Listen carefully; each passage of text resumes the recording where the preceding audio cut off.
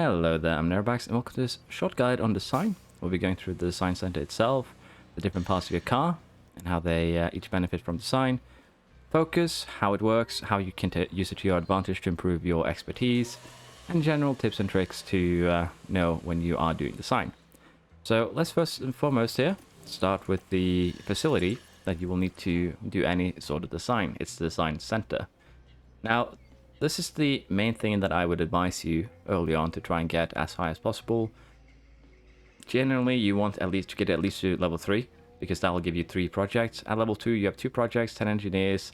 Once you get to level 3, you have 3 projects, 10 engineers. Level 4 will give you 3 projects, 15 engineers. And the final level here, level 5, will give you 4 projects and 20 engineers. So the design center, going from 1 to 2 to 3 to 4 projects with full engineers, basically 5 engineers on every project, you can imagine that is going to speed up your progress quite a lot. So that's why I'd say the most important thing with design is actually to just upgrade this little building here. Your wind tunnel and CFD are of course important. They help out a decent bit, but nothing here is more important than your design center. Make sure that you always have money set off to upgrade the design center as soon as it's off. Well, upgrade the previous level. So that is the main there. Do wind tunnel, do CFD when you have time elsewhere.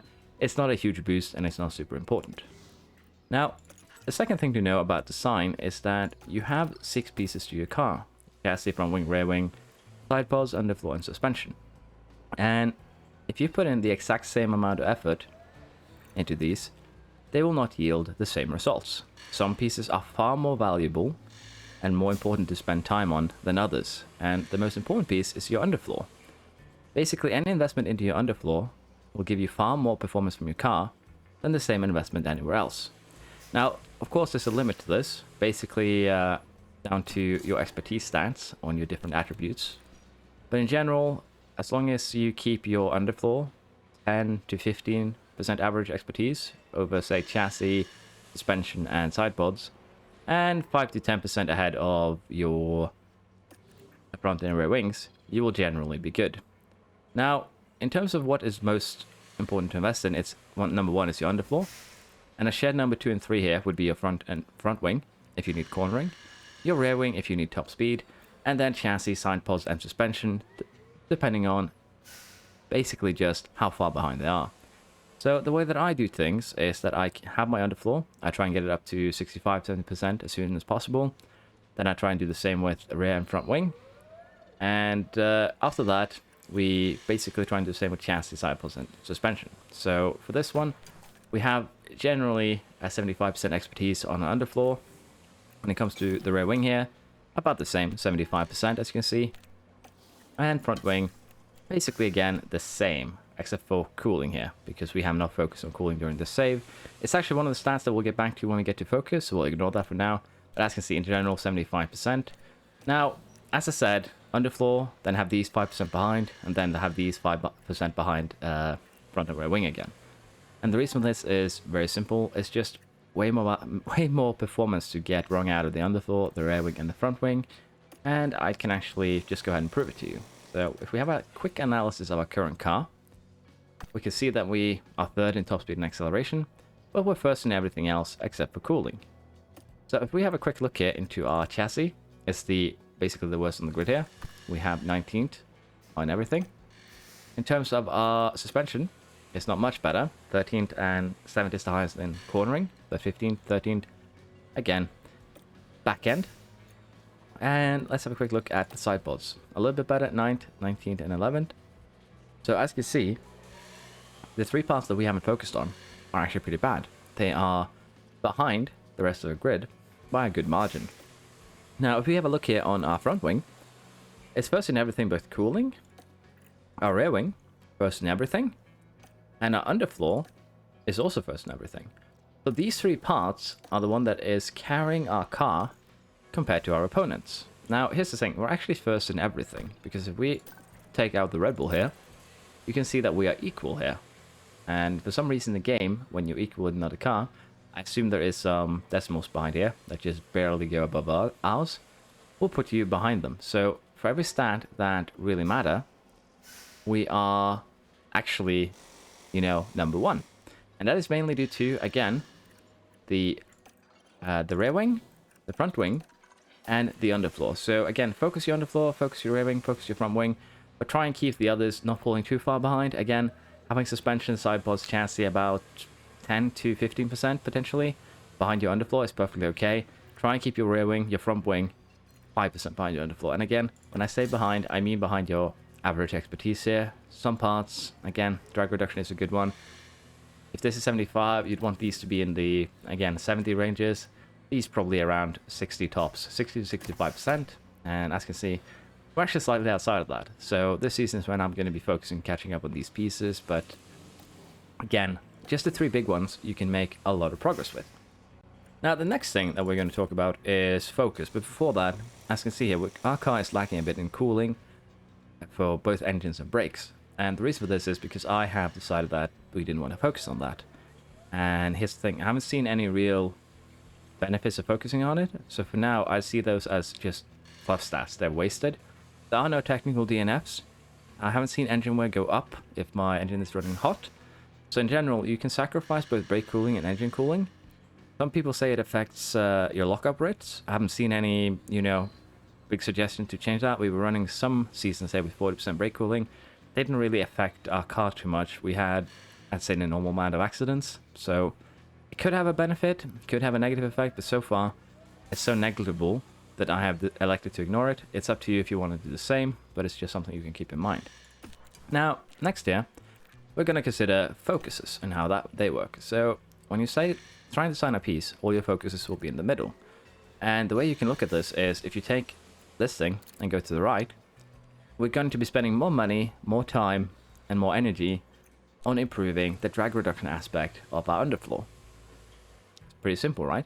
Now, if we go the other way, we're going to spend more time on trying to minimize the effects of drag reduction in order to gain a small boost on these. So, as you can see, it's, again, a pretty decent boost, but it's very minor. So, currently, with 1.6, the best way to use focus is actually just pull everything to the right. And the reason for this is there's currently a balancing issue, I'd assume. That means that even if you put everything to the right here, as you can see, high speed, medium speed, low speed, and low sensitivity, barely take any punishment from doing so. Like, you gain 1.68 here, you lose about 0.06 times 4, potentially. So that would be, again, 0.2%. But you gain a lot more. So putting all the focuses to the right is a very good way to gain progress right now. But again, as for pieces like, let's say the chassis here, when I usually design these, I go right on airflow and drag reduction, and I go low on engine cooling, because I, as I said, haven't found any reason to keep it. By doing this, you gain more expertise, because you're focusing more on drag reduction, you're focusing more on airflow, but you'll gain less expertise in engine cooling as a result of this project. So the focuses are important because they improve stats, depending on what you focus on. You can focus on everything, there's nothing wrong with that. It'll give you a general expertise boost to all parts, but you can also focus your expertise into certain aspects of a part, like we're doing here. By tuning down engine cooling, we're gaining more expertise in drag reduction, we're gaining more expertise in airflow, and we're also getting more attributes for these two to affect the car. And again, engine cooling only affects the cooling of your engine, and tuning it down means that we gain speed, and we gain turning, and basically it benefits the chassis a lot. Now, in later patches, it might change, but right now, I'd say cooling is not worth putting effort into. Now, the last thing that we're going to talk about here are engineers and how they affect your car. But before that, actually I have one more thing that I almost forgot. Your aerodynamic hours. Now, these are very important because they do two things. They give a flat attribute boost to all of your stats by actually quite a massive amount, as you can see, if you put everything in. And because of that, it's very important to invest these wisely. Now, a lot of people say that you should spread these arms out, but because of their nature, the thing is they're not a multiplier, they're just an added bonus. So spreading these hours out on the part is not really that beneficial. What you want to do is take your underfloor, your rear wing, and your front wing and maximize them in order, because this flat bonus can be really, really powerful. As you can see, this bonus is the same as having an extra, for me, technical chief, for instance. So again, the bonus is really good. but again, it's just a flat increase in stats. If you're planning to make more iteration of a piece, let's say I'm planning to make 2 underfloors this season. I probably do not want to put aerodynamic hours into the first underfloor, but if I want to make 2, put aerodynamic hours into the second one, it's perfectly viable. It's a pretty big stat boost, as you can see over here, in all things. And this is also what I want to talk about. As you can see here, the attribute total here changed from 83.48 to 88.66. Basically about 5% here. We gain 0.72 from this thing, and then we gain the rest from, again, the wind tunnel, 4.46%. And this is a massive gain in stats here, as you can see. Now, if we try and do the same with, say, suspension, let's put all the hours into suspension and see if the changes are anything close to that. As you can see, it's a pretty sizable change, too, but it's not even close to the underfloor. And again, the reason why you'd want to put it into the underfloor is because the base multipliers there are bigger. So 1% gain in your underfloor is better than a percentage gain anywhere. So again, put your CFD hours, maximize it. If you want to make more than one addition, you can put it in another piece. But in general, if you want to make a really, really good underfloor, say at the start of a season, that can potentially carry you through one season, you just do it like this. Put all your hours in, put all your sliders to the maximum, as you can see, and it's a pretty huge gain altogether. Again, the suspension would had a good gain too. It would have gone up to 0.2 here, but we have way more turning on both sides here, which is way more important. So that is why your 50 ml hours are very, very valuable. They gave a huge amount of extra stats, and the reason why we're investing all of them into a single part is because that's how you maximize the stats on that part, and certain parts give more, they give more stats. So again, I would advise first time each season, just maximize your 50 mile hours on either an underfloor that you're going to keep for some races, or a rear wing that you can keep for some races, or a front wing that you keep for some races. Any other part just isn't worth it. Now, these hours will also give a slight expertise boost on the completion of a project, so they aren't completely, worthless to invest in that regard either. But if you're looking for expertise, using these under research will give you far better results than using them on design. So keep that in mind. Now, the second thing the final thing this time we're going to talk about is your engineers. Your engineers do one thing. They make the projects go quicker by a whole third of the time at 6 engineers, but they also make you gain more expertise. Now, you don't gain more total expertise, but you gain more expertise per day. So if you ran the project with 1 engineer, and it takes 113, and if you ran the same project with 6 engineers, and it still took 113, you would gain more expertise. So this makes the project finish quicker. You have a higher gain per day, but you'll have a lower total gain. But seeing as you can start another project right away, you will have a higher gain total by running as many engineers as you can on a project. Now, the last thing that is important to know too is how you approach your projects. You can do normal, which doesn't really do anything. You can do rushed, which is basically a 1.5 multiplier to the cost, while cutting down a third of the time. So again, these two aren't applicable to each other. They will not be 2/3 if you use them together. They'll cut the time down by, again, a third each. So keep that in mind. Now, intense is what we'll be focusing on because it is just the best mode of doing things. So it triples the cost. It'll cost 1.3, goes to 4 million instead. But it comes with a huge gain here. You gain greater car part expertise bonus. What this means is that for your current piece, this will not have any effect. But when you finish your current piece, you gain expertise as normal. And then intense will add a multiplier, which means that you get a lot more expertise than you were supposed to. And seeing that you have limited design slots and you have limited time during a season, gaining that extra expertise is actually huge. It's well worth the extra money, and the only other reason why I wouldn't do intense is saving money, or say that I want to run research instead, because that is also a decent way of gaining expertise. But keep in mind, again, expertise is 80 to 90% of your car's performance. It is incredibly important to get the expertise of your car's parts up as high as you can. So keep that in mind.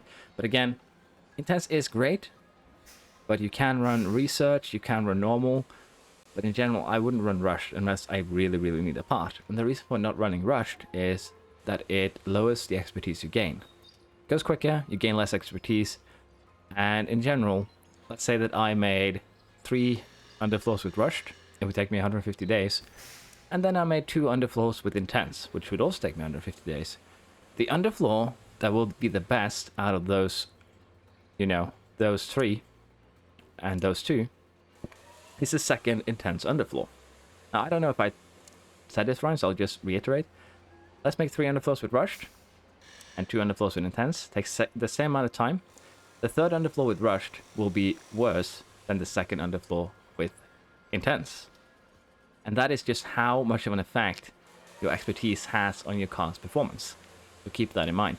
You can rush out a lot of parts, but you're going to end up losing money because you need to, for starters, manufacture more parts, which will be expensive over time. But in general also because it will go slower.